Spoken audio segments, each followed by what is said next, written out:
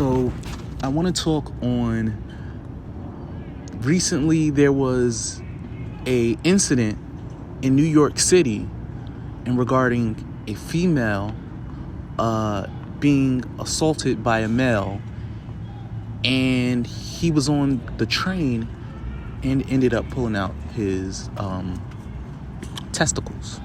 So let's get into talking about this situation, because I think it's very necessary in what goes on in society and how people, perceive things. Let's start off with talking about, the situation. Now, it doesn't necessarily go into detail about what happened, but they have an image of the guy, and unfortunately, you can barely see his face. So obviously, he planned on doing this because his face is unseen. But needless to say is that, the true issue in the situation is more so what made this guy do this.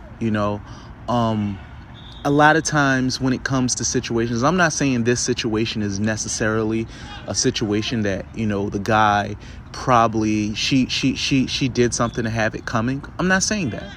What I'm saying is that a lot of times these females, they have incidents happen and situations happen, and it's like, what did you do to produce that type of outcome?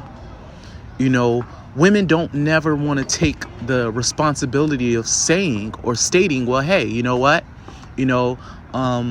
maybe, I provoked this man. Maybe I was playing with him. I was looking at him, sexually, but I really didn't expect him to go that far. A lot of times these females are very promiscuous, and they are into the situation until they get caught or somebody gets them in trouble, and they think, oh, it's okay what I'm doing. And then once they realize it's not okay, then they want to blame the male. So what I'm saying is a lot of times in society, people do not want to, take responsibility in the female's role in these types of situations. They just want to say the guy was the worst guy in the world. And I'm saying, hey, granted, just playing devil's advocate here, saying, hey, what did the female do? It's always, oh, well, the female did this. This guy literally in the information that they displayed, they said the man pulled out his penis, jerked off, masturbated, and busted a nut on her.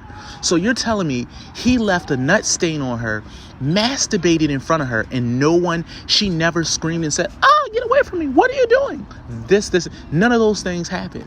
He got to the point of literally ejaculating on her, and you're telling me she did not have any part in allowing this man to do this? She just sat there quietly the whole time, shocked. Bullshit. If somebody walk up on me out of nowhere, oh my God, what is this?